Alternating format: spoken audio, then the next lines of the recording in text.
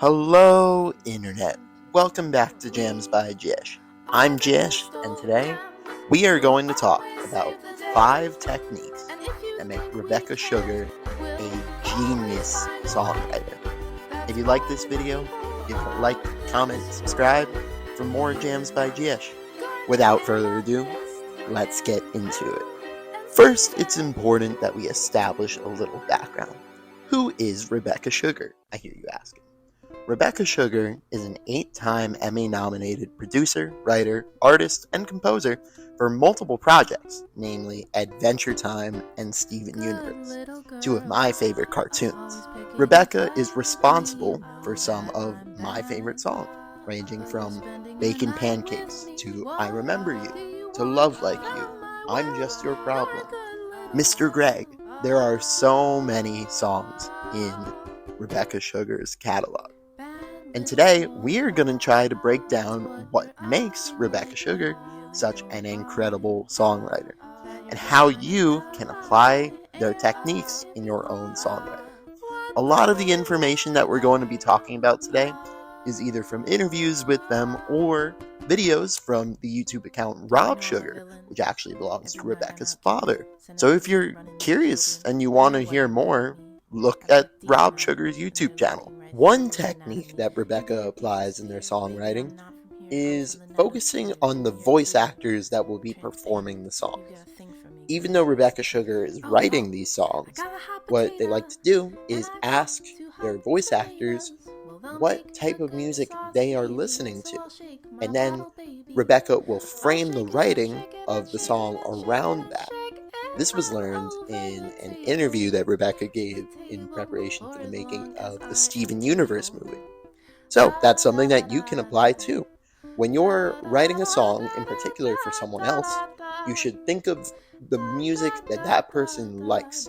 You should do something that resonates with that person. That way, they're being their authentic selves and their real voice is shining through when they perform the song that you wrote. Is you wrote it with them in mind. Another important technique that Rebecca applies is the use of demos.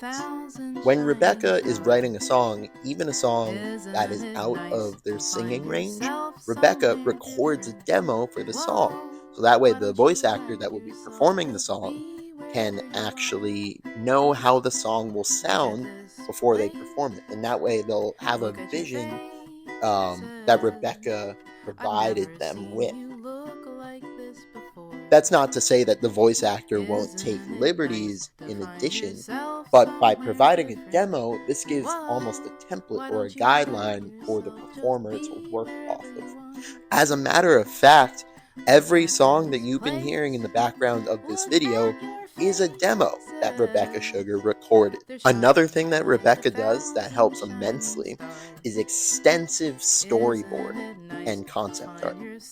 When Rebecca is writing songs for the scenes in the show, typically these songs go along with a storyboard or an animation that's not quite finished yet to give a picture of how it'll sound.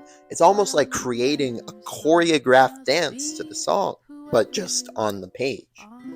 By doing this, it gives a sense of rhythm and it gives a vision for how the song should be in more senses than just hearing. Storyboarding is generally just a very powerful writing technique, because sometimes it can even spur ideas that you didn't originally have, just based off the feeling of seeing the scene rather than hearing it. That's not to say that the writing that Rebecca Sugar does is entirely plot-driven, however. As a matter of fact, it's quite the opposite. One strength of Rebecca Sugar's writing is that it's character-driven storytelling. All of these are I Want songs. There's a conventional wisdom when writing music for musicals, where when you don't know how to express your emotions anymore, that's when it boils over and you sing. And Adventure Time and Steven Universe really apply that in their writing and in their musical performances.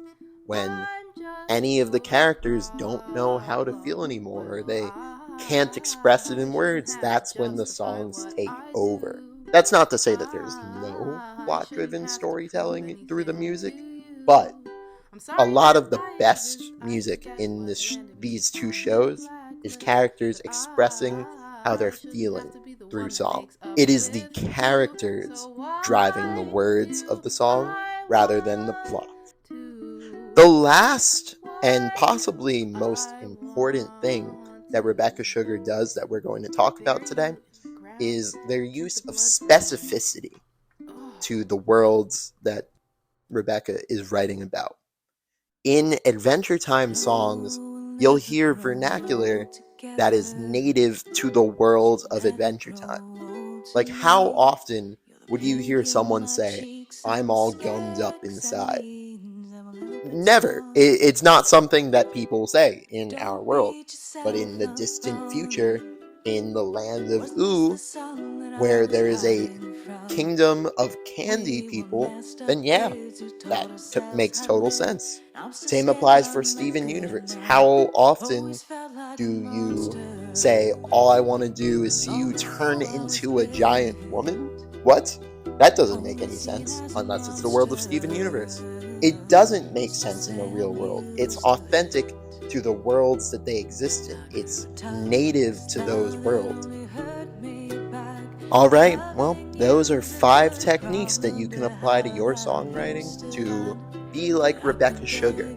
Hope you all enjoy, and if you do, tune in for more Jams by Jish. Alright, see you all again soon.